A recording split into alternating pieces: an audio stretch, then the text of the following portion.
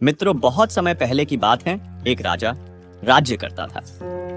वह राजा एक दिन अपनी जन्मपत्री देख रहा था। देखते देखते उस राजा को ख्याल आया कि जिस समय मेरा जन्म हुआ होगा उस समय कितने मनुष्यों का जन्म हुआ होगा, लेकिन वह सभी मेरी तरह राजा क्यों नहीं बने। राजा हर दिन हर समय इसी प्रश्न का उत्तर ढूंढने में लगा रहता था, लेकिन उन्हें इसका उत्तर नहीं मिल पाता है। अपने प्रश्न का उत्तर पाने के लिए राजा अपने राज्य में महान बुद्धिमान व्यक्तियों को बुलाते हैं। राज्य में सभी बुद्धिमान व्यक्ति एकत्रित होते हैं। वह सभी यह सोच रहे होते हैं कि राजा ने उन्हें यह क्यों बुलाया है। राजा सभी का अभिनंदन स्वीकार करते हैं और उनसे पूछते हैं कि जिस समय मेरा जन्म हुआ उसी क्षण में और कितने भी व्यक्तियों का जन्म हुआ होगा, तो उन सब व्यक्तियों में से मैं ही क्यों राजा बना। वह सभी राजा क्यों नहीं बने। सभी महान बुद्धिमान इस प्रश्न के लिए गहन सोच विचार करने लगे। वह सभी गहन सोच विचार करने के बाद वह उनके प्रश्न का उत्तर न दे सके। राज्य में एक बुजुर्ग बुद्धिमान व्यक्ति भी बैठे हुए थे। वह कुछ देर बाद बोले कि इस प्रश्न का उत्तर तुम्हें एक महान साधु देंगे जो कई वर्षों से एक घने वन में तपस्या कर रहे हैं। यह सुनकर राजा अगले दिन अपने सैनिकों के साथ उस जंगल की ओर निकल गया। कुछ दूर पहुंचते ही राजा को वहां एक छोटी सी कुटिया दिखाई दी। जब राजा उस कुटिया के पास पहुंचा तो उसने देखा कि एक साधु वहां बैठा आग के अंगारे खा रहा है। यह देखकर राजा चकित रह गया। राजा ने हिम्मत करके उनसे कहा कि हे साधु, मैं आपको प्रणाम करता हूं। मैं आपसे एक प्रश्न पूछना चाहता हूं कि मेरे जन्म वाले दिन कितने मनुष्यों का जन्म हुआ है। उन सभी में से मैं ही क्यों राजा बना। साधु यह प्रश्न सुनकर बोले कि हे राजन, मैं तुम्हारे इस प्रश्न का उत्तर नहीं दे सकता। कुछ आगे चलकर तुम्हें एक और साधु मिलेंगे, वही तुम्हें इसका उत्तर दे सकते हैं। यह सुनकर राजा दूसरे साधु की तलाश में आगे निकल गया। कुछ आगे चलते ही राजा को साधु दिखाई देता है और वह साधु मिट्टी खा रहा होता है। यह देखकर राजा हैरान रह जाता है। फिर उस वक्त राजा हिम्मत करके अपना प्रश्न साधु से पूछता है। फिर साधु क्रोधित होकर बोलता है कि तुम जल्दी यहां से चले जाओ, मेरे पास तुम्हारे इस प्रश्न का उत्तर नहीं है। परंतु वह साधु उसे एक बच्चे के बारे में बताता है और कहता है कि तुम उसके पास जाओ, तुम्हें अपने प्रश्न का उत्तर जरूर मिलेगा। तो राजा उस बच्चे की तलाश में आगे जाने लगता है। ढूंढते ढूंढते वह राजा एक गांव में जा पहुंचा। राजा को कुछ समय बाद वह बच्चा मिल गया। वह बहुत ही बीमार था। राजा ने उस बच्चे से अपना प्रश्न पूछा और बच्चा बोला कि राजन, हम पिछले जन्म में 4 भाई थे। एक बार हम चारों भाई किसी जंगल में भटक गए थे और हमें वहां कई दिन हो गए थे। हमारे पास केवल जरा सा आटा था और उसकी हमने रोटियां बना ली थी। जैसे ही हम वह खाने लगते हैं, हमारे पास एक बाबा आते हैं। वह बाबा बहुत भूखे थे। वह हमसे भोजन मांगते हैं। ऐसे में सबसे बड़ा भाई बोला कि यदि हमने आपको यह भोजन दे दिया तो हम क्या अंगारे खाएंगे। दूसरा भाई बोला कि अगर हमने भोजन दे दिया तो क्या हम मिट्टी खाएंगे। अब जब मेरी बारी आई तो मैंने भी रोटियां देने से मना कर दिया। परंतु राजन, तुम बहुत दयालु थे। तुमने अपने हिस्से का भोजन उस बाबा को देकर उसका पेट भरा और तुम्हारे इस पुण्य के कारण तुम इस जन्म में राजा बने। रास्ते में जो तुम्हें अंगारे खाते हुए और मिट्टी खाते हुए साधु मिले थे, वह दोनों तुम्हारे भाई थे। तुम्हारा तीसरा भाई मैं हूं जो इस समय मौत के मुंह में हूं। हे राजन, इसी प्रकार हम सभी भाइयों को अपनी अपनी करनी का फल मिला है। राजा को यह सुनकर अपने प्रश्न का उत्तर मिल जाता है। तो दोस्तों, अगर आप चैनल पर नए हो तो वीडियो को लाइक करें और कमेंट में जय श्री राधे कृष्णा जरूर लिखें। मित्रों, एक समय की बात है। एक प्रतापी राजा था। उसने अपने राजमहल में ब्राह्मणों के भोजन का आयोजन किया और यह आयोजन उसने अपने बाग बगीचे वाले स्थान पर रखा था। इसलिए रसोइया भी उसी स्थान पर जाकर भोजन पका रहा था। उसी समय आकाश से एक चील आया। उस चील ने अपने मुंह में एक सर्प को दबाया हुआ था और जब वो चील उस बगीचे के ऊपर से जा रहा था, उस समय उस सांप ने उस चील को डसने की कोशिश करी, जिसके कारण जहर की कुछ बूंदें उस बर्तन में गिर गई जिसमें ब्राह्मणों के लिए भोजन पकाया जा रहा था।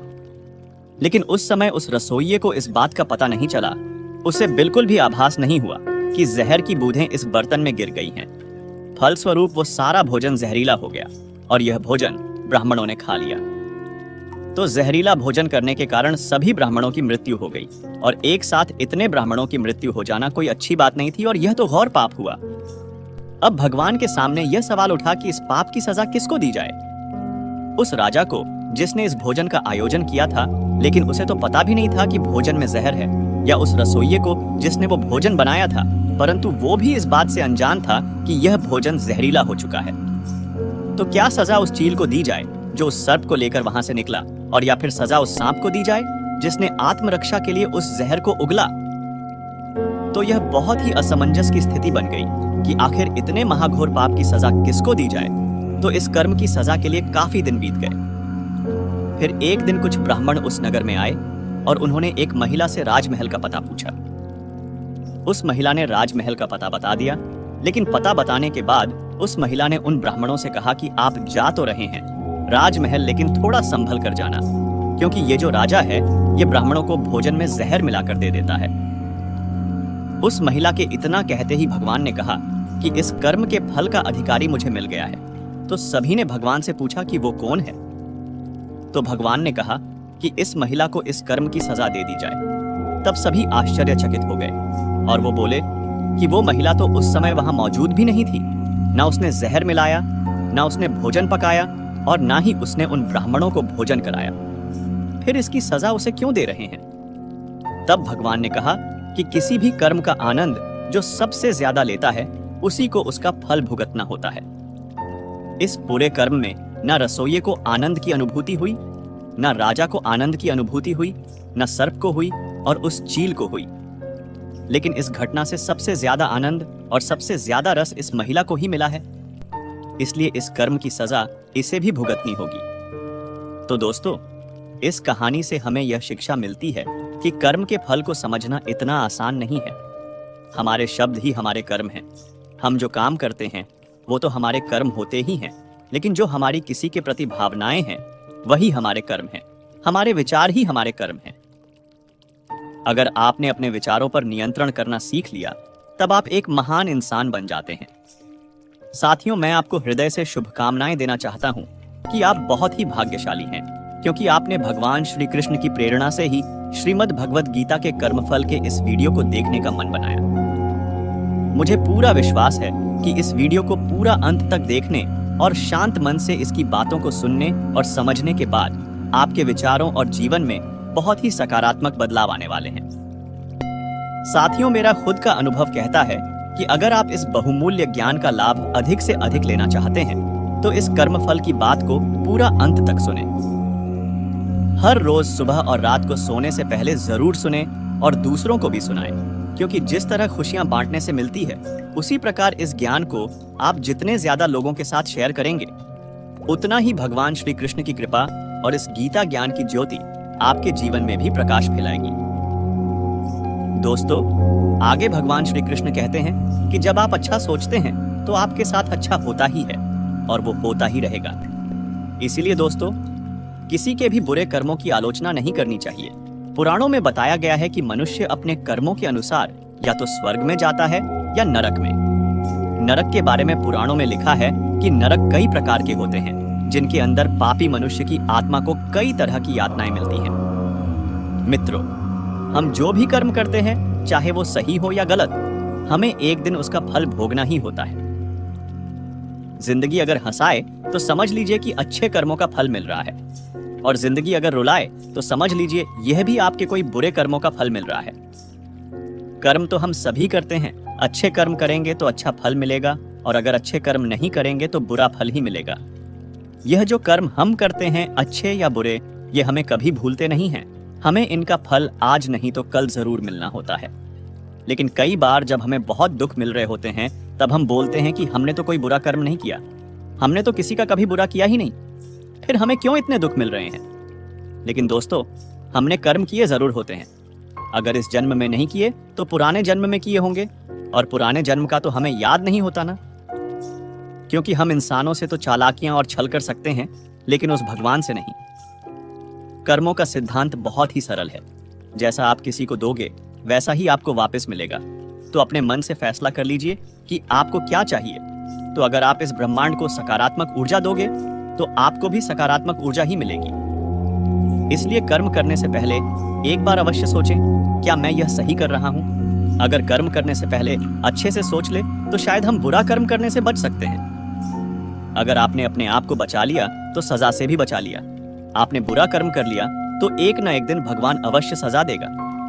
इस जन्म में नहीं, अगले जन्म में ही कर्मों का फल भोगना पड़ता है। श्री कृष्ण जी ने भी गीता में कर्मों को ही सबसे उत्तम बताया है, क्योंकि कर्म हो हमारे भाग्य का निर्माण करते हैं। अगर हम अच्छे कर्म करेंगे तो हमारे साथ अच्छा होगा, अगर हम बुरे कर्म करेंगे तो हमारे साथ बुरा ही होगा। भगवान की न्याय व्यवस्था बहुत ही ज्यादा सुदृढ़ है। कर्म का फल अच्छे कार्य करने वाले को अच्छा और बुरे कर्म करने वाले को बुरा फल अवश्य ही भोगना होता है। भगवान के न्याय में देर भले ही हो जाए, मगर अंधेर हो ही नहीं सकता। जिसको आप देर समझते हैं वह देर भी नहीं है। भगवान ने प्रत्येक कर्म के फलित होने का समय पहले से ही निर्धारित कर रखा है। समय से पहले या पीछे फल की प्राप्ति नहीं होगी। प्रभु की प्रत्येक रचना, प्रत्येक नियम इतना ज्यादा गहरा है कि हर एक प्राणी उसको समझ या जान नहीं सकता। आज जो कर्म हम कर रहे हैं, परिपक्व होकर उनसे ही हमारे भाग्य की रचना होती है। हमारे भाग्य के निर्माता हम खुद ही हैं, और प्रत्येक मनुष्य को उसके भाग्य के अनुसार उसे फल या कुफल अवश्य ही भोगना होगा। इस समय हम जो दुख सुख भुगत रहे हैं, यह हमारे ही पिछले जन्मों का या इसी जन्म के हमारे किए गए पुण्यों या बुरे कर्मों के पापों का फल है। प्रभु को दोष नहीं देना चाहिए। भगवान का एक विधान यह है कि हमारे कर्म, विचार और भावना के अनुसार ही हमें सुख या दुख की प्राप्ति होगी, और वह सुख या दुख हमें खुद को ही भोगना होगा। मनुष्य के कब किए हुए पाप का फल कब मिलेगा, इसका कुछ पता नहीं। भगवान का विधान विचित्र है। जब तक पुराने पुण्य प्रबल रहते हैं, उग्र पाप का फल भी तत्काल नहीं मिलता। जब पुराने पुण्य खत्म होते हैं, तब पाप की बारी आती है। पाप का फल भोगना ही होता है। इस जन्म में भोगना पड़े या जन्मांतर में, इस लोक में जो दंड भोग लिया जाता है, उसकी थोड़े में ही शुभबुद्धि हो जाती है, नहीं तो परलोक में बहुत ही भयंकर दंड भोगना होता है। मगर सत्संग दंड को कम करा सकता है या फिर कुछ प्रसाद के रूप में भी दे सकता है। अपने दुखों को हंस हंस के झेलो या रोकर झेलो, यह हमारे कर्मों का फल तो हमें अवश्य ही मिलेगा। फिर रोकर क्यों झेले?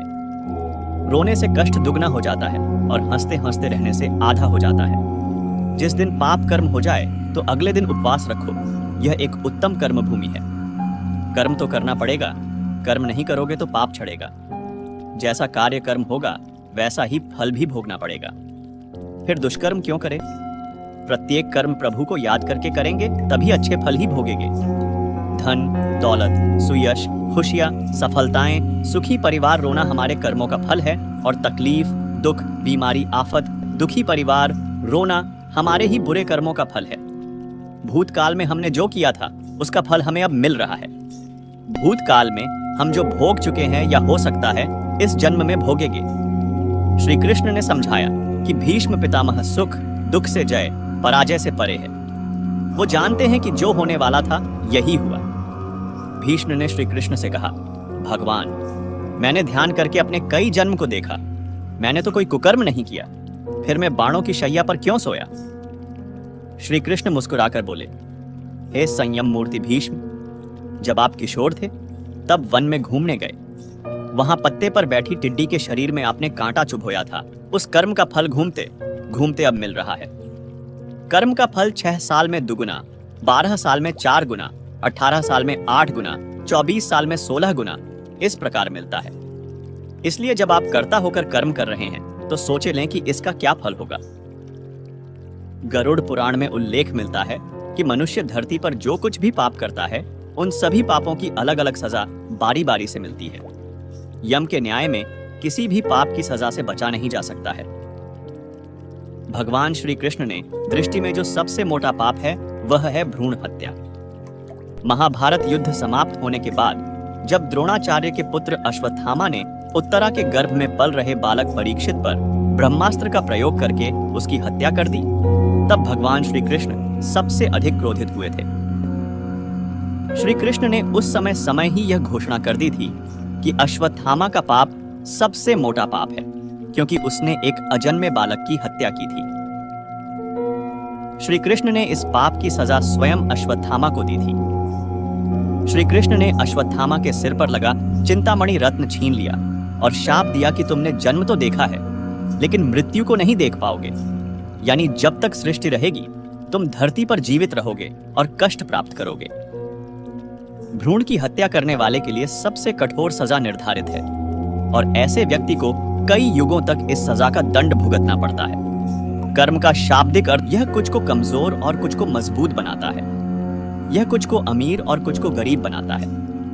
संसार में जितने भी संघर्ष हैं, चाहे वे कुछ भी हों, कर्म के बंधन हैं। अच्छी या बुरी चीजें कर्म के आधार पर होती हैं। जब समय अच्छा हो तो दुश्मन भी दोस्त जैसा व्यवहार करते हैं और समय की अपनी भूमिका होती है। तो यह आपकी नींद, आपके मन की शांति छीन लेगा और यह आपके स्वास्थ्य को नष्ट कर देगा। मन में कोई बात चुभेगी। जब कोई बात मन को चुभती रहती है तो आप कुछ भी रचनात्मक नहीं कर पाते और दुखी हो जाते हैं। आपको दूसरों को धोखा क्यों नहीं देना चाहिए? ऐसा इसलिए है क्योंकि आप नहीं चाहते कि कोई आपको धोखा दे, है ना? जो कुछ भी आप किसी के साथ करते हैं वह आपके पास वापस आता है। यही कर्म सिद्धांत है, बहुत सरल। जब आप किसी की प्रशंसा करते हैं तो आप उनके अच्छे कर्मों को अपने ऊपर ले लेते हैं और जब आप किसी को दोष देते हैं तो आप उनके बुरे कर्मों को अपने ऊपर ले लेते हैं। जब आप कोई मिठाई तैयार करते हैं, यदि खाना पकाने से पहले चीनी या घी बहुत कम है तो आप और डाल सकते हैं। यदि कोई अन्य घटक बहुत अधिक है तो इसे समायोजित और मरम्मत किया जा सकता है, लेकिन एक बार पक जाने के बाद इसे उल्टा नहीं किया जा सकता। दूध मीठा दही या खट्टा दही बन सकता है और खट्टा दही मीठा किया जा सकता है, लेकिन दोनों में से किसी को भी दूध का दूध नहीं बनाया जा सकता। कर्म का अर्थ है कि आपने स्वेच्छा से कार्य किया है। अच्छा बोगे तो अच्छा काटोगे, और इसके विपरीत भी, जो कारण और प्रभाव के सार्वभौमिक रूप से ज्ञात सिद्धांत के अनुरूप है। अच्छे इरादों के साथ अच्छे कर्म अर्जित करते हैं और बुरे इरादों के साथ बुरे कर्म अर्जित करते हैं। बुरे इरादों के साथ अच्छे कर्म, दायित्व से बाहर कुछ करना लेकिन ऐसा करने का मन नहीं है। अच्छे कर्म अर्जित कर सकते हैं लेकिन कोई बुरा कर्म भी नहीं। एक राजा महान धर्मात्मा, न्यायकारी और परमेश्वर का भक्त था। उसने एक बार ठाकुर जी का मंदिर बनवाया और एक ब्राह्मण को उसका पुजारी नियुक्त किया। वह ब्राह्मण महान सदाचारी, धर्मात्मा और संतोषी था। वह राजा से कभी कोई याचना और ना ही कोई मांग करता था। राजा भी उसके स्वभाव पर बहुत प्रसन्न था। उसने राजा के मंदिर में पूजा करते हुए 20 वर्ष गुजार दिए। उसने कभी भी राजा से किसी प्रकार का कोई प्रश्न नहीं किया।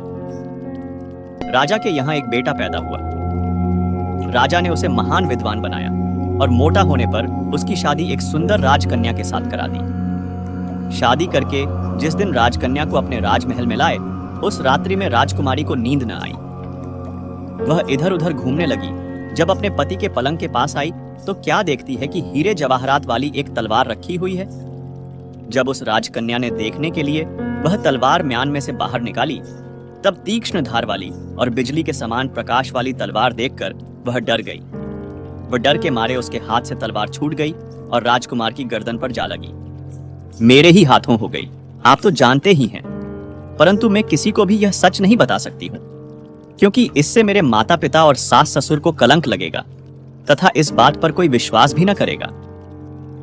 सुबह जब पुजारी कुएं पर स्नान करने आया तो राजकन्या ने उसको देखकर विलाप करना शुरू किया और इस प्रकार कहने लगी, मेरे पति को कोई मार गया।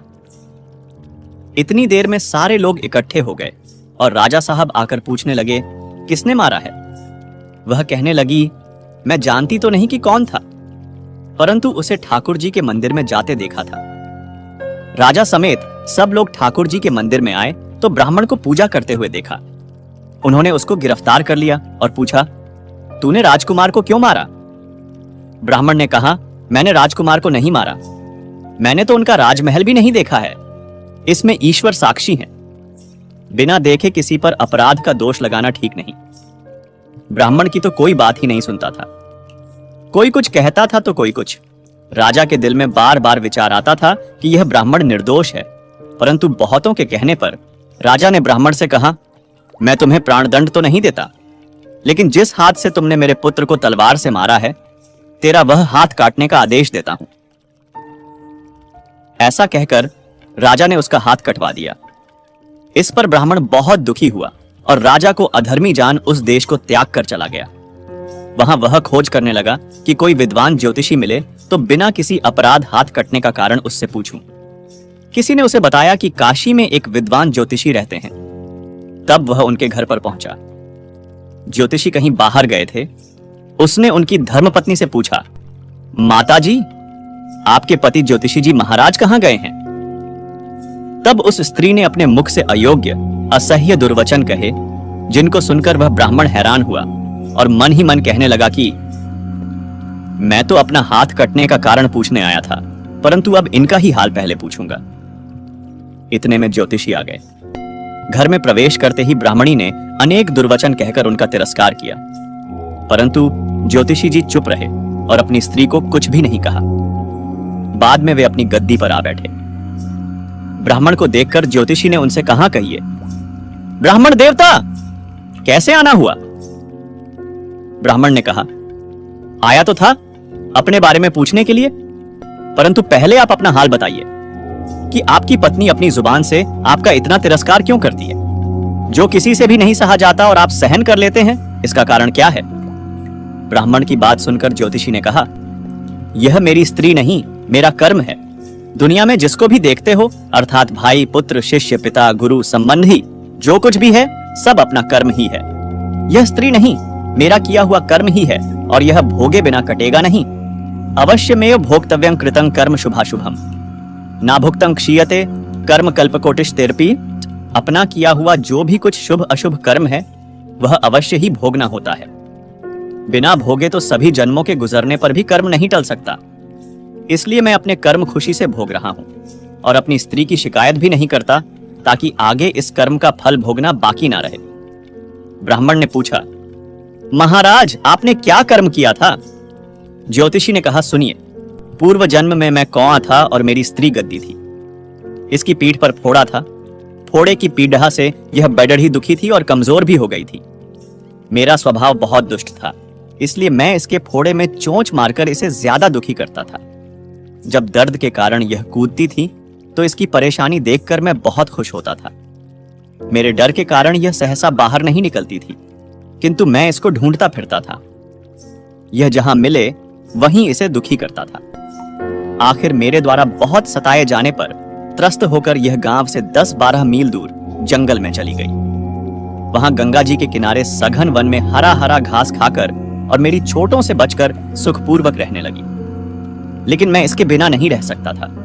इसको ढूंढते ढूंढते मैं उसी वन में जा पहुंचा और वहां इसे देखते ही मैं इसकी पीठ पर जोर से चोंच मारी तो मेरी चोंच इसकी हड्डी में चुभ गई। इस पर इसने अनेक प्रयास किए, फिर भी चोंच ना छूटी। मैंने भी चोंच निकालने का बहुत प्रयत्न किया, मगर न निकली। पानी के भय से ही यह दुष्ट मुझे छोड़ देगा, ऐसा सोचकर यह गंगा जी में प्रवेश कर गई, परंतु वहां भी मैं अपनी चोंच निकाल ना पाया। आखिर में यह घने प्रवाह में प्रवेश कर गई। गंगा का प्रवाह तेज होने के कारण हम दोनों बह गए और बीच में ही मर गए। तब गंगा जी के प्रभाव से यह तो ब्राह्मणी बनी और मैं महान भारी ज्योतिषी बना। अब वही मेरी स्त्री हुई, जो मेरे मरण पर्यंत अपने मुख से गाली निकालकर मुझे दुख देगी, और मैं भी अपने पूर्व कर्मों का फल समझकर सहन करता रहूंगा। इसका दोष नहीं मानूंगा, क्योंकि यह किए हुए कर्मों का ही फल है, इसलिए मैं शांत रहता हूं। तब ज्योतिषी ने कहा कि सब अपने कर्मों का ही बोलते हैं। तब ज्योतिषी ने कहा कि हे ब्राह्मण, तुम्हारी क्या समस्या है? ब्राह्मण ने अपना सब समाचार कहानी सुनाई और पूछा, अधर्मी पापी, राजा ने मुझ निरपराध का हाथ क्यों कटवाया? ज्योतिषी ने कहा, राजा ने आपका हाथ नहीं कटवाया, आपके कर्म ने ही आपका हाथ कटवाया है। तब ब्राह्मण ने कहा, किस प्रकार? तब ज्योतिषी महाराज ने बताया कि पूर्व जन्म में आप एक तपस्वी थे और राजकन्या गौ थी तथा राजकुमार कसाई था। वह कसाई जब गौ को मारने लगा, तब गौ बेचारी जान बचाकर आपके सामने से जंगल में भाग गई। पीछे से कसाई आया और आपसे पूछा कि इधर कोई गाय आई थी क्या? आपने प्रण कर रखा था कि झूठ नहीं बोलूंगा। अतः जिस तरफ गौ गई थी उस तरफ आपने हाथ से इशारा किया तो उस कसाई ने जाकर गौ को मार डाला। गंगा के किनारे वह उसकी चमड़ ही निकाल रहा था। इतने में ही उस जंगल से शेर आया और गौ एवं कसाई दोनों को खाकर गंगा जी के किनारे ही उनकी हड्डियां उसमें बह गईं। गंगा जी के प्रताप से कसाई को राजकुमार और गौ को राजकन्या का जन्म मिला एवं पूर्व जन्म के किए हुए उस कर्म ने एक रात्रि के लिए उन दोनों को इकट्ठा किया, क्योंकि कसाई ने गौ को हंसिए से मारा था। इसी कारण राजकन्या के हाथों अनायास ही तलवार गिरने से राजकुमार का सिर कट गया और वह मर गया। इस तरह अपना फल देकर कर्म निवृत्त हो गया। तुमने जो हाथ का इशारा रूप कर्म किया था, उस पाप कर्म ने तुम्हारा हाथ कटवा दिया है। इसमें तुम्हारा ही दोष है, किसी अन्य का नहीं। ऐसा निश्चय कर सुखपूर्वक रहो। कर्म फल का भोग टलता नहीं। कितना सहज है ज्ञान संयुक्त जीवन। यदि हम इस कर्म सिद्धांत को मान लें और जान लें, तो पूर्वकृत घौर से घौर कर्म का फल भोगते हुए भी हम दुखी नहीं होंगे, बल्कि अपने चित्त की समता बनाए रखने में सफल होंगे।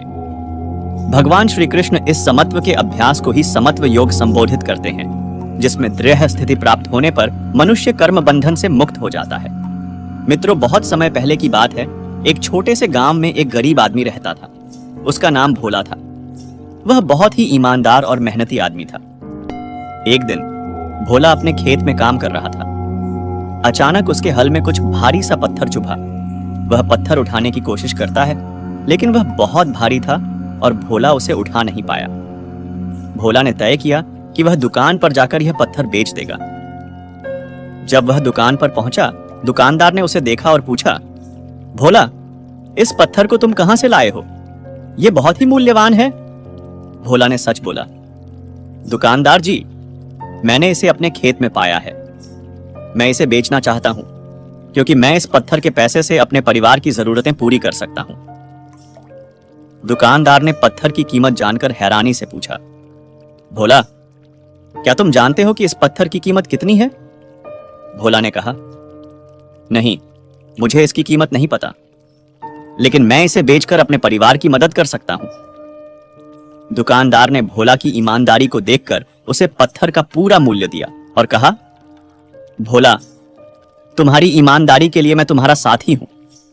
तुमने सच बोला और तुम्हारी ईमानदारी की कीमत बेहद महंगी है, क्योंकि कहीं लोग ऐसे होते हैं जो ईमानदार नहीं होते हैं और झूठ बोलते हैं। इस कहानी से हमें यह सीखने को मिलता है कि हमें हमेशा सच और ईमानदारी से काम करना चाहिए। सच्चाई और ईमानदारी की कीमत हमें अच्छे कर्मों के साथ अच्छे लोग बनने में मदद करती है। मनुष्य पूर्ण ज्ञानी नहीं है, इसलिए कर्म फल को ठीक से नहीं समझकर भाग्य को कोसता रहता है। विधि के विधान के अनुसार ही कर्मों का फल कब, कैसे, कहां और किस रूप में मिलता है, यह कोई पहले से नहीं बता सकता। लेकिन यह तो तय है कि अच्छे कर्मों का अच्छा फल अवश्य मिलता है और बुरे कर्मों का बुरा फल। एक गांव में और संत महात्मा के उपदेश पर उनका परिवार जरूरतमंद लोगों की सेवा भी किया करता था। उनके परिवार में सभी लोग प्रेम भाव से रहते थे वर्टिकल बार, लेकिन उनका एक बेटा था जो कि दोनों पैरों से अपाहिज था। सेवा करते करते बरसों बीत गए। उसका परिवार कभी कभी यह भी सोचता था कि हम सब इतने प्रेम भाव से संत महात्मा और जरूरतमंद लोगों की सेवा करते हैं, फिर भी हमारे परिवार में इस बच्चे के साथ ऐसा क्यों हुआ? इसका क्या दोष था जो वह अपाहिज है? एक दिन की बात है, जब संत महात्मा का सत्संग चल रहा था। हजारों लाखों श्रद्धालुओं उस सत्संग में बैठे हुए थे। संत महात्मा ने अपने प्रवचन पूरा करने के बाद कहा कि इस पूरे प्रवचन के विषय में अभी भी किसी के मन में कोई शंका हो तो वे बताए। हजारों लाखों श्रद्धालुओं के बीच उस अपाहिज पुत्र के पिता ने संत महात्मा से एक सवाल किया कि हे महात्मा, हम सब निस्वार्थ भाव से जरूरतमंद लोगों की सेवा करते हैं और हमारा पूरा परिवार अहिंसा के मार्ग पर चलता है। कभी भी किसी के बारे में बुरा नहीं सोचते हैं, ना ही किसी का बुरा करते हैं। फिर भी ऐसा क्या गुनाह हुआ जो हमारा बच्चा अपाहिज पैदा हुआ? फिर गुरु ने जवाब दिया, वैसे तो मैं यह बात नहीं बता सकता, फिर भी आपके मन में दुविधा है तो सुनो। यह जो बच्चा है, जो दोनों टांगों से बेकार है, यह बच्चा पिछले जन्म में एक किसान का बेटा था। रोज खेत में अपने पिता को दोपहर में भोजन का टिफिन खेत में देने जाया करता था। एक दिन उसकी मां ने उसे दोपहर में 10 बजे खाना लगा कर दिया और कहा कि बेटा, खाना खाकर पिताजी को टिफिन देकर आ। इसकी मां ने खाना परोसकर थाली में रखा कि इतने में उसके किसी दोस्त ने आवाज लगाई तो यह खाना वही रखकर अपने दोस्त से बात करने बाहर चला गया। इतने में ही एक कुत्ता घर में घुस आया और उसने थाली में मुंह डाला और रोटी खाने लगा। बच्चा जैसे ही घर में वापस आया और कुत्ते को थाली में मुंह डालता हुआ देखकर पास ही में एक लोहे का भारी सा डंडा रखा हुआ था। उसने यह भी नहीं सोचा कि खाना तो झूठा हो चुका है। बिना सोचे समझे उस कुत्ते की दोनों टांगों पर इतनी जोर से लोहे का डंडा मारा कि वह कुत्ता अपनी जिंदगी में जब तक जिंदा रहा दोनों पैरों से बेकार होकर घसीटते घसीटते जिंदगी जिया और तड़प तड़प कर मर गया। यह उसी कुत्ते की बददुआ का फल है जो इस जन्म में यह दोनों टांगों से अपाहिज पैदा हुआ है। संत महात्मा ने कहा, पुत्र, इस संसार में इंसान को अपने अपने कर्मों का फल भुगतना ही होता है। इस जन्म में अगर किसी की टांग तोड़ी है तो स्वाभाविक है कि अगले जन्म में आपकी टांग टूटनी ही है। अगर आप किसी को नुकसान पहुंचाओगे तो आपका भी नुकसान होना ही है, इस जन्म में नहीं तो अगले जन्म में। इसलिए जो भी कर्म करो सोच समझ कर करो। आप अपने कर्म फल से नहीं बच सकते। आप जहां भी जाते हैं, जो कुछ भी करते हैं, आपके कर्म ही आपको शांतिपूर्वक देख रहे होते हैं। किसी भी दिन आपको आपके कर्म का फल पृथ्वी पर वहन करना ही होता है। इसीलिए हर समय उचित कर्म करना अनिवार्य है। भगवान श्री कृष्ण ने गीता में कर्म को प्रधानता देते हुए यहाँ तक स्पष्ट किया है कि व्यक्ति की यात्रा जहां से छूटती है, अगले जन्म में वह वहीं से प्रारंभ होती है। जो प्रकृति के नियमों का पालन करता है वह परमात्मा के करीब है, लेकिन ध्यान रहे, यदि परमात्मा भी मनुष्य के रूप में अवतरित होता है तो वह उन सारे नियमों का पालन करता है जो सामान्य मनुष्यों के लिए हैं। इस जन्म या अगले जन्म में हर बुरे भले कर्म का प्रतिफल निश्चित रूप से भोगना होता है। कर्म का सिद्धांत अत्यंत कठोर है। जहां अच्छे कर्म व्यक्ति के जीवन को प्रगति की दिशा में ले जाते हैं, वहीं बुरे कर्म उसे पतन की ओर ले जाते हैं। धर्म ग्रंथों के अनुसार मनुष्य को किए हुए शुभ या अशुभ कर्मों का फल अवश्य भोगना होता है। अगर हम बुरे कर्म को छुपाने के लिए दुनिया की कोर्ट से अच्छे वकील को रोककर बच जाते हैं, लेकिन कुदरत की कोर्ट से कैसे बचोगे? वहां पर किसी भी वकील की बहस नहीं चलती और ना ही किसी की सिफारिश चलती है। कुदरत ने जो कर्म के नियम बनाए हैं उसमें कोई गलती नहीं होती है। कोई भी कर्म करो उसका फल हमें मिलता ही है। कर्म के नियम में किसी भी वकील या फिर जज की सिफारिश नहीं चलती है। जब तक हमारे पुण्य कर्म का फल हमारे साथ है तब तक सही है, लेकिन हम जो गलत कर्म या दुष्ट कर्म करते हैं वह तो वक्त आने पर ही फल देता है। इसलिए कर्म करने से पहले हमें सोचना चाहिए। कर्म हो जाए इसके बाद उसके फल से भागना व्यर्थ है। हम जो भी कर्म करते हैं उसका फल पाने के लिए तैयार रहना चाहिए। कई कर्म ऐसे होते जो हंसते हंसते किए हो, लेकिन उसका फल रोते रोते भुगतना होता है। दोस्तों, राजा परीक्षित एक महाज्ञानी, विद्वान और संस्कारी राजा थे, लेकिन उनसे एक महान पाप हो गया था। क्रोध के आवेश में आकर उन्होंने एक निरपराधी ऋषि के गले में मरा सांप पहना दिया था। राजा घर आए शांत होते ही उनको उनके दुष्कृत्य का एहसास हुआ और पछताकर कहने लगे कि मुझसे कितना भयंकर पाप कर्म हो गया। अब वह समय तो वापस नहीं आ सकता, तो राजा परीक्षित को उस कृत्य का फल तो भुगतना ही पड़ेगा। परीक्षित एक मोटे राजा थे।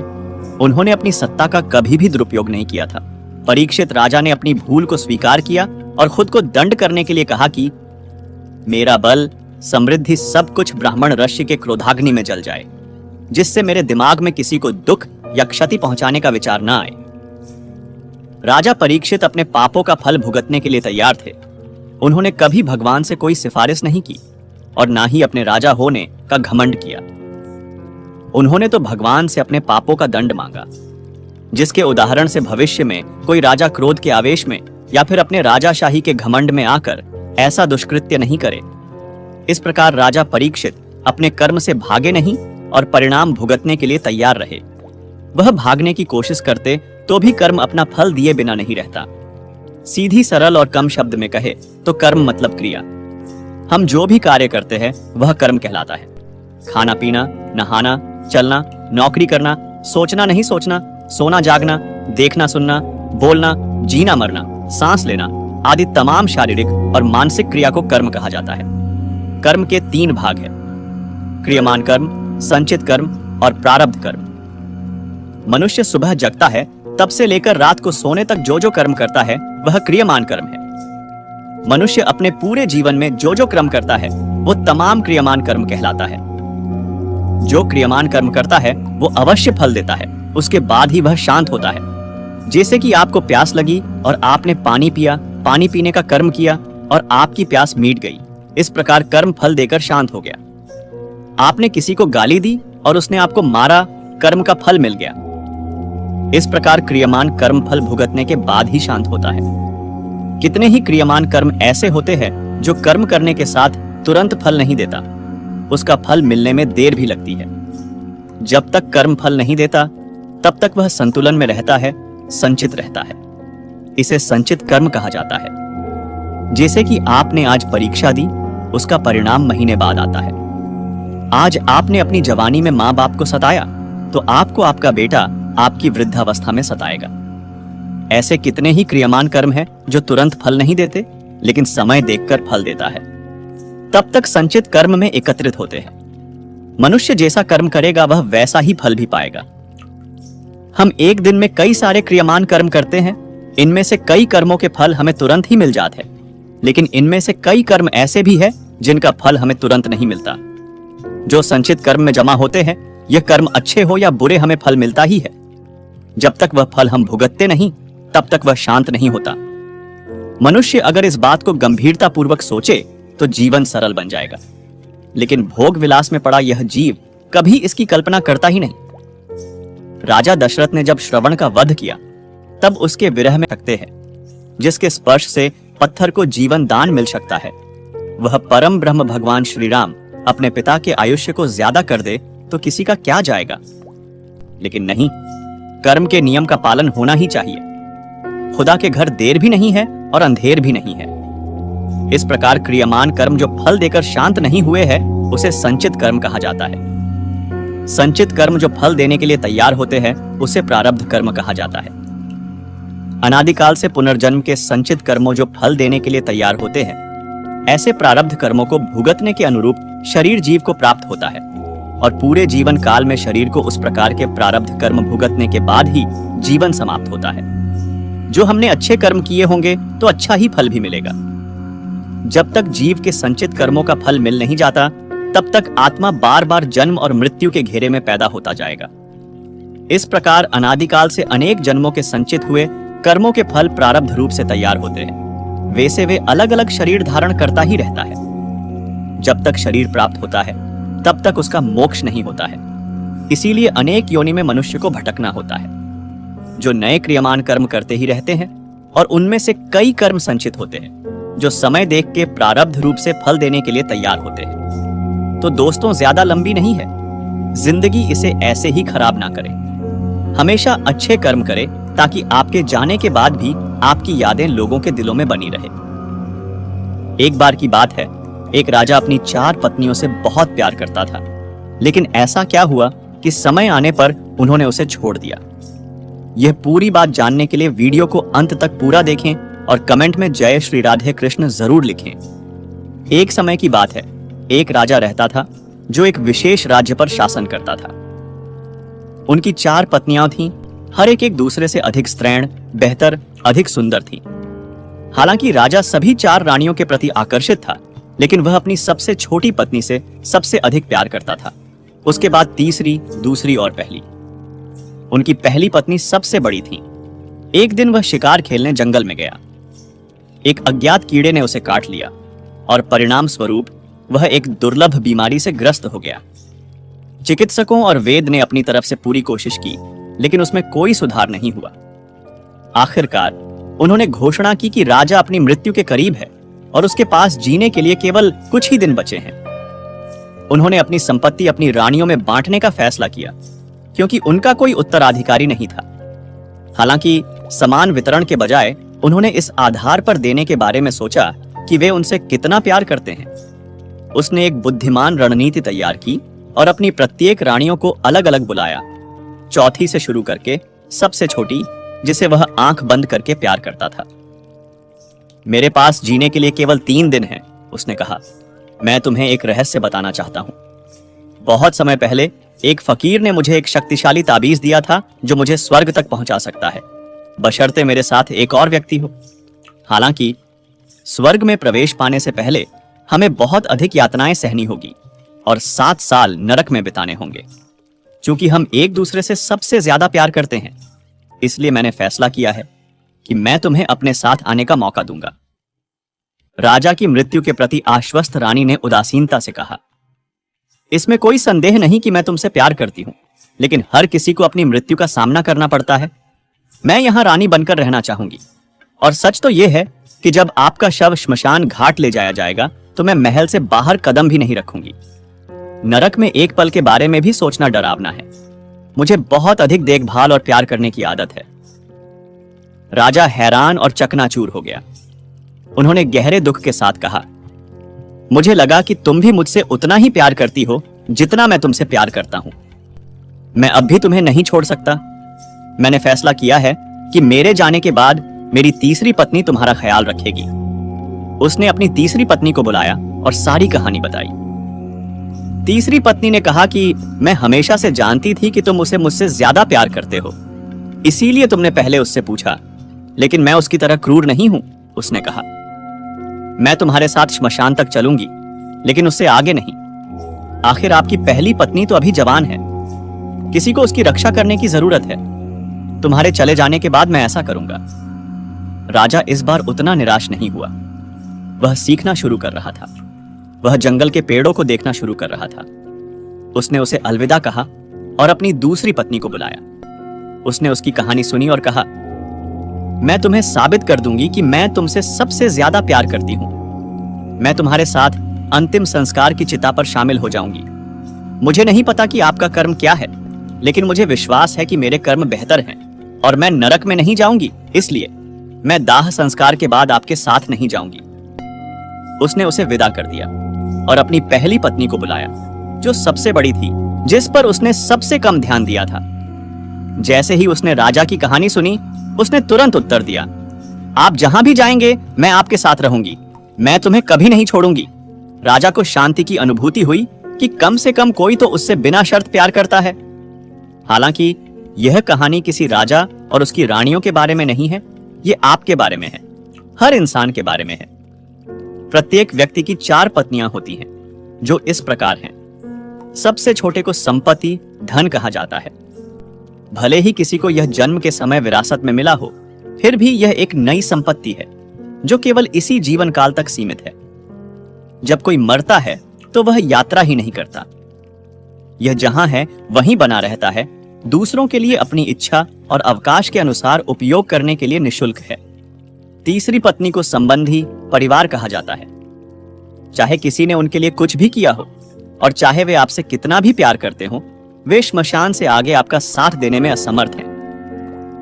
रिश्तों के लेबल तब दिए जाते हैं जब कोई गर्भ में होता है, इसलिए वे पुराने हैं और भौतिक संपत्ति से एक कदम ऊपर हैं। दूसरे को शरीर कहा जाता है। व्यक्ति जीवन भर अपने शरीर की बेदाग देखभाल करता है, लेकिन यह एक हमेशा खराब होने वाली मशीन है। यह किसी के साथ यात्रा नहीं करता, यह चिता से आगे नहीं जाता। पहली पत्नी कर्म कहलाती है। आपके कर्म कई जन्मों तक आपके साथ चलते हैं, कहीं नहीं भाग सकते। हम जो करते हैं वही तय करता है कि हमें क्या मिलेगा। कर्म आपके सबसे असाधारण ध्यान का पात्र है। हमारी में जिंदगी अधिकांश लोग राजा की तरह रहते हैं, अपनी 4 पत्नियों से ऊपर के समान घटते क्रम में प्यार करते हैं। हालांकि अपने धन, परिवार और शरीर का भी ख्याल रखना आवश्यक है। हम अपने कार्यों के लिए जवाबदेह हैं और उसके परिणामों के लिए जिम्मेदार हैं। जब अच्छे कर्म आपके मानदंड और आपके जीवन का आधार होते हैं, तो आप स्वाभाविक रूप से शांति का अनुभव करते हैं। एक स्वस्थ शरीर एक तंदुरुस्त शरीर की दिशा में काम करना सार्थक है, क्योंकि जब आप शारीरिक रूप से स्वस्थ होंगे, तभी आप अपना और अपनी जिम्मेदारियों का अधिक कुशलता से ख्याल रख सकते हैं। पर अगर आप इन 3 चीजों का तो ध्यान रख लेंगे और अपने कर्म का ध्यान नहीं रखेंगे, तो आपकी जिंदगी जीने का कोई भी मतलब नहीं है। यमराज को मृत्यु के देवता कहा जाता है। धार्मिक मान्यता है कि मनुष्य के प्राण निकलने के बाद यमदेव ही हैं जो मृत्यु के बाद उनके कर्मों का दंड देते हैं। मृत्यु के देवता से सभी डरते हैं, लेकिन पौराणिक कथाओं के अनुसार एक व्यक्ति ऐसा भी हुआ जो मृत्यु के देवता से बिल्कुल भी नहीं डरा। वह जब यमराज के दरबार में पहुंचा तो अपने जीवन काल में हुए घटना के लिए यमराज को ही दोषी बना दिया। आइए जानते हैं कौन था वह जिससे यमराज को शाप दिया था और फिर यमराज को धरती पर मनुष्य के रूप में जन्म लेना पड़ा, यमराज को किसने और कब शाप मिला, इस विषय में महाभारत में ही जिक्र किया गया है। महाभारत की एक कथानुसार मांडव्य नाम के एक ऋषि थे। एक बार वह तपस्या में लीन थे। उसी समय चोरों का एक गिरोह आकर ऋषि के आश्रम में आकर छिप जाता है। मांडव्य ऋषि जब तक घटनाक्रम को समझ पाते तब तक राजा के सिपाहियों ने मांडव्य ऋषि को चोरों को शरण देने के जुर्म में गिरफ्तार कर लिया। राजा ने भूलवश मांडव्य ऋषि को चोरी के आरोप में सजा के तौर पर सूली पर चढ़ाने का आदेश दिया। ताज्जुब की बात है कि सूली पर कुछ दिनों तक चढ़े रहने के बाद भी जब मांडव्य ऋषि के प्राण नहीं निकले तो राजा को अपनी गलती का एहसास हुआ और उन्होंने ऋषि से क्षमा मांगकर उन्हें छोड़ दिया। तब ऋषि यमराज के पास पहुंचे और उनसे पूछा कि मैंने अपने जीवन में ऐसा कौन सा अपराध किया था कि मुझे इस प्रकार झूठे आरोप की सजा मिली। यमराज ने बताया कि जब आप 12 वर्ष के थे तब आपने एक किट की पूंछ में सींग चुभाई थी। उसी के फलस्वरूप आपको यह कष्ट सहना पड़ा। तब ऋषि मांडव्य ने यमराज से कहा कि 12 वर्ष की उम्र में किसी को भी धर्म अधर्म का ज्ञान नहीं होता। तुमने छोटे अपराध का बहुत ही बड़ा दंड दिया है, इसलिए मैं तुम्हें शाप देता हूं कि तुम्हें शूद्र योनि में एक दासी पुत्र के रूप में जन्म लेना पड़ेगा। महाभारत में ही एक कथा है कि चित्रांगद और विचित्र वीर्य की असमय मृत्यु हो जाती है। ऐसे में समस्या सामने आती है कि कुरुवंश का उत्तराधिकारी कौन बनेगा। इसके समाधान के लिए सत्यवती अपने दोनों बेटों की पत्नियों अंबिका और अंबालिका को अपने ऋषि पुत्र व्यास के पास संतान प्राप्ति के लिए भेजती है। दोनों के व्यास ऐरष्य के साथ हुए संसर्ग शारीरिक संबंध की स्थितियों के कारण ही एक का पुत्र अंधा धृतराष्ट्र और एक का पुत्र रोगी पांडु हुआ। जब सत्यवती को इस बात का पता चला तो उन्होंने बहुओं को फिर से व्यास के पास जाने के लिए कहा। इस बार अंबिका और अंबालिका ने अपनी जगह अपनी एक दासी को भेज दिया। दासी भी व्यास के साथ संसर्ग से गर्भवती हुई और उसने एक स्वस्थ संतान को जन्म दिया। यह संतान विद्वान और हर तरह से योग्य थी। दरअसल ऋषि मांडव्य के इसी श्राप के कारण यमराज ने महात्मा विदुर के रूप में जन्म लिया। विदुर कोई और नहीं बल्कि शाप के कारण मनुष्य रूप में जन्मे स्वयं यमराज थे। दोस्तों, किस्मत कहता है मैं भाग्य हूं, मुझे चमकाने और मुझसे लाभ पाने की इच्छा हर किसी की होती है। कुछ लोग कर्म करके मुझे चमकाते हैं तो कुछ लोग किस्मत का रोना रोते रहते हैं। लेकिन एक बात जान लीजिए, मैं तो आपको अच्छे कर्मों से ही चमकाता हूं। जो जैसा कर्म करते हैं मैं वैसा ही फल देता हूं। लेकिन मैं ये नहीं कहता भाग्य कर्म के बिना अधूरा है। मैं ये भी नहीं कहता आप केवल भाग्य के ही भरोसे रहें और कर्म ना करें। जिंदगी में बहुत सारे ऐसे अवसर आते हैं जब आप बुरे हालात का सामना कर रहे होते हैं। ऐसे में आप सोचते हैं क्या किया जा सकता है, क्योंकि इतनी जल्दी को सब कुछ बदलना संभव नहीं है। संसार का हर जीव जंतु एक विशिष्ट उपकरण की निगरानी में है। जिस तरह आजकल हर जगह कैमरे लगे होते हैं और हमारी हर हरकत उसमें कैद हो जाती है, उसी तरह हमारा हर कर्म भी एक जगह सुरक्षित है। हमारा अवचेतन मन वह सजीव उपकरण है जिस चिप में हमारे हर कर्म का रिकॉर्ड रहता है। जिस तरह मेमोरी में हर तरह का ऑडियो वीडियो डाटा स्टोर हो जाता है, उसी तरह हमारे अवचेतन मन में वीडियो और ऑडियो आदि का किसी भी रूप में डाटा स्टोर हो सकता है। सबसे बड़ी बात, मानव निर्मित कैमरे को कोई भी खराब या बंद कर सकता है, लेकिन इस विलक्षण सजीव कैमरे से बचने का कोई तरीका नहीं है। कई बार बुरे कर्म करते रहने पर भी किसी व्यक्ति को उसके बुरे कर्मों की सजा नहीं मिलती और हम मान लेते हैं कि भगवान के निर्णय में खोट है, जबकि वह व्यक्ति या तो अपने पूर्व जन्म के कर्मों का सुख भोग रहा होता है या उनके गुनाहों का घड़ा भरने में समय होता है। भगवान हर व्यक्ति उसके कर्मों के अनुसार परिणाम अवश्य सुनाता है, क्योंकि यहां पर तो कई लोग रिश्वत से भी काम चला लेते हैं, पर भगवान के सामने कोई भी रिश्वत नहीं चलती। ये दुनिया का नियम है, जो आया है वो एक दिन जाएगा। यह न रावण रहा न राम रहे, मतलब कर्म से मृत्यु और जीवन में कोई फर्क नहीं पड़ता। अच्छा कर्म करने वाले को भी मरना है और बुरे को भी, लेकिन यह बात अलग है, बुरे कर्मों वाले लोगों को कोई याद भी नहीं करता और अच्छे कर्मों वाले को दुनिया भूलती नहीं है। क्या यह सत्य है कि मनुष्य के कर्मों की सजा उसके पिछले जन्मों के कर्मों के अनुसार ही मिलती है? क्या सच में इंसान को नया जन्म लेने से पहले पिछले जन्मों के कर्मों का हिसाब किताब चुकाना पड़ता है? अभी अभी खत्म होने वाले और इससे पहले जन्मों में किए गए अच्छे बुरे सब कर्मों के आधार पर ही उसे नया जन्म मिलता है। स्वामी रामकृष्ण परमहंस जैसी पवित्र आत्मा को इस शरीर में जन्म लेने से पहले इतनी ही पवित्र आत्मा और इतने ही पवित्र शरीर वाली माता की कोख चाहिए थी, जितनी की उनकी माता पवित्र थी, पूजा पाठी थी। कर्मों से केवल परिस्थिति मिलती है, उन्हें श्राप या वरदान बनाने का कार्य हमारे विचार, इच्छा शक्ति और क्रियामाण कर्म करते हैं। तो सजा कैसी? यदि किसी ने कोई बुरा कर्म किया तो उसके लिए हो सकता है उसे अगले जन्म में विषम परिस्थिति मिले, लेकिन उस परिस्थिति में उसके कर्म कैसे होंगे उससे पता चलता है कि वह उसे सजा समझ रहा है या वरदान। हम सामाजिक जरूरतें ना पूरी होने पर, विषम परिस्थिति प्राप्त होने पर जीवन की विफलताओं को सजा समझ लेते हैं। लेकिन यह भी सच है कि बहुत से महापुरुष ऐसी ही परिस्थितियों से उभरकर महान बने। शारीरिक कष्ट और व्याधियों को सजा समझ लेने से आत्मा को कोई फर्क नहीं पड़ता।